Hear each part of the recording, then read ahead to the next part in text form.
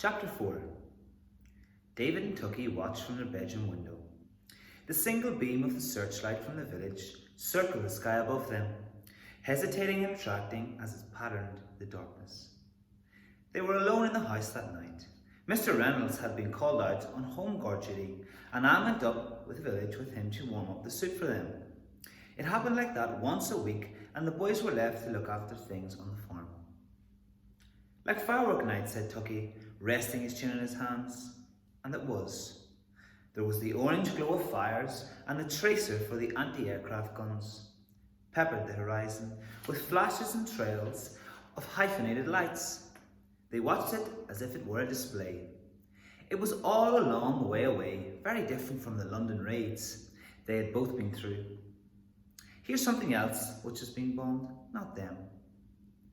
Tucky, Davy whispered, grabbing his arm. What? Listen, can you hear it?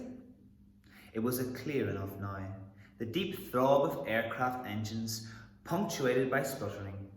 They leaned farther out the window and craned upward, scanning the night sky. It came from over the moor, and they saw it at the same time, a red flicker first, and then 3 more lights floating down to the sky above the moor. But the throbbing and coughing had stopped now, and there was silence. The searchlight, said David. Why doesn't it come this way? They'll miss it. But the searchlight was carving up the sky above the village at that moment, and the boys followed the lights as they fell lower and lower until they disappeared behind the moor. It's gone, said Tucky. It's a German, wasn't it, Davy? Crashed. Must have crashed. It was going down all the time. There'd have been a bang, an explosion or something. Tucky pulled his head back inside. Could have landed, David was thinking of the flat valleys on the moor. Could have, you know. There's places where a plane could land out there.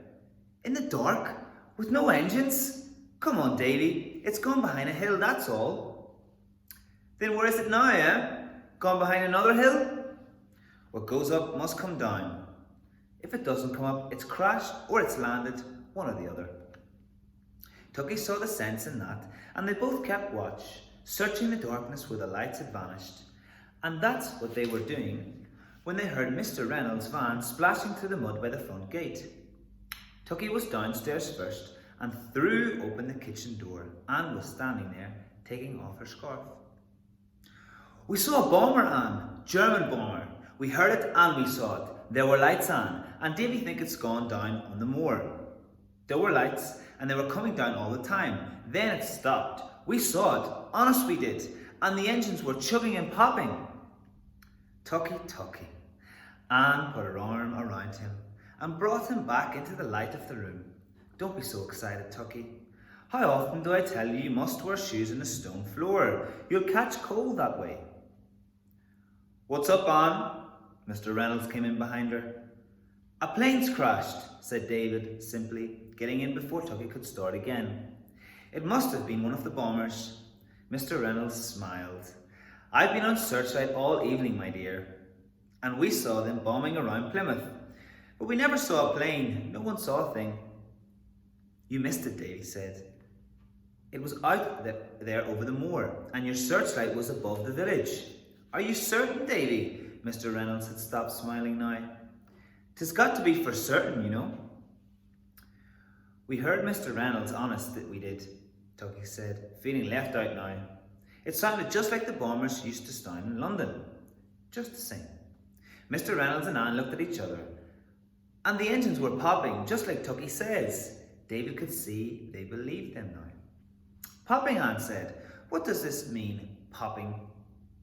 Must mean the plane had engine trouble of some sort, said Mr. Reynolds, looking from one boy to the other. Could have been hit. Were there any flames? Did you see any flames coming out of her? Just the popping, Tucky said. Then nothing, and the lights went out. Mr. Reynolds bent down and pulled the boys in towards him so that he could look at their faces. If there's been a plane down, I'll have to report it. There'll be the army and the police, and they'll be wanting to ask you questions, lots of questions. Now you think clearly, my dears. It must be for certain. Was there a plane? We saw it, Mr. Reynolds, Davy said. Are you sure it came down over the moor? The boys nodded. It was there, Mr. Reynolds, said Tucky. I promise. They're a good boy, Jerry, Anne said. They would not lie. I know that, my dear, said Mr. Reynolds, standing up, but the army doesn't know that, and neither do the police. They're the ones we'll have to convince. You did well to spot it, my dears, and I'll be off back up the village to report it. There won't be much they can do till morning, and they'll be bound to want you to see them then. So get off to bed with you. Anne went upstairs with them, and they watched the glow of the fires on the horizon as Plymouth burned. She made them hot milk and sat on their bed while they drank it. It's a terrible thing they do, she said sadly, gazing out of the window. When I was young, I watched fires burning in my country too. It's a terrible thing they do. She spoke as the boys had never heard her before. You're not English, are you, Anne? David had wanted to ask her for a long time, but the moment had never been right.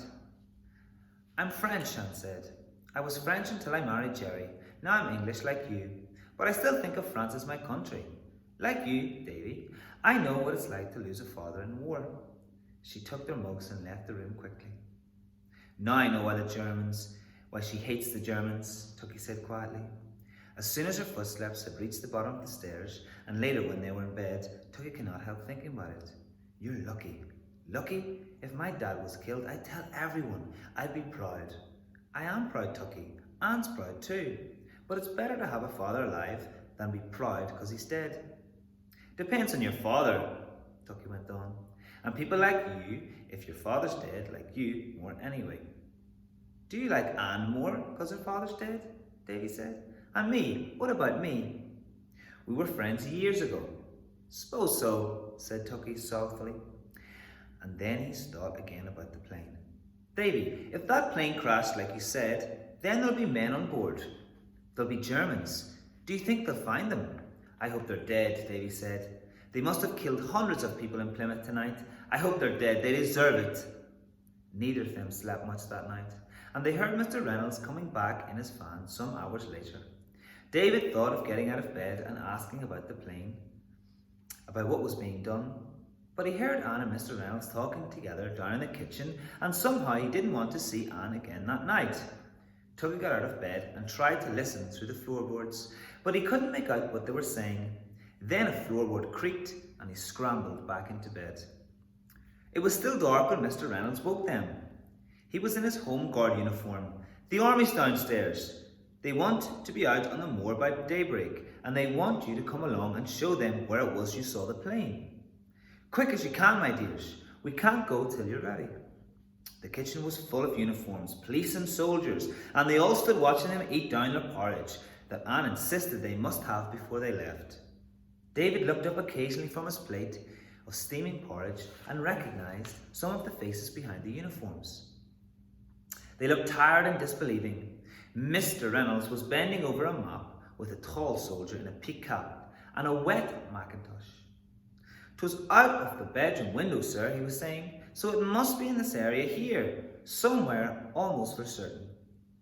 But Reynolds, the officer, took off his cap and shook it.